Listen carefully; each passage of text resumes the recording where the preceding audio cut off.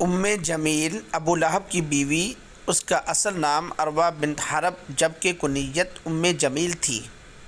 یہ ابو سفیان کی بہن تھی اور بھینگی تھی، جس کی وجہ سے لقب عورہ کانی ہے۔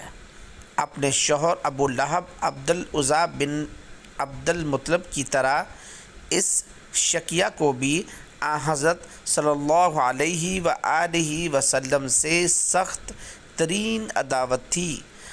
حضور اکرم صلی اللہ علیہ وآلہ وسلم کے خاندان کو دکھ اور اذیت پہنچانے میں سب سے آگے ہوتی تھیں۔ ابو بکر صدیق کی صاحبزادی اسمہ بنت ابو بکر کا بیان ہے کہ جب یہ سورۃ لہب نازل ہوئی اور ام جمیل نے اس کو سنا تو غصہ میں بری ہوئی رسول اللہ کی تلاش میں نکلی۔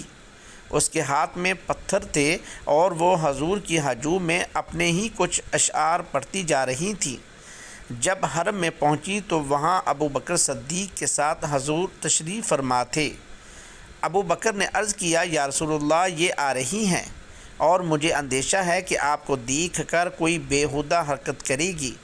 آپ نے فرمایا، مجھے دیکھ نہ سکے گی۔ چنانچہ ایسا ہی ہوا کہ آپ کے موجود ہونے کے باوجود آپ کو نہ دیکھ سکی، اور اس نے ابو بکر سے کہا کہ میں نے سنا ہے کہ تمہارے صاحب نے میری ہجو کی ہے۔ ابو بکر نے کہا کہ اس گھر کے رب کی قسم، انہوں نے تیری کوئی ہجو نہیں کی۔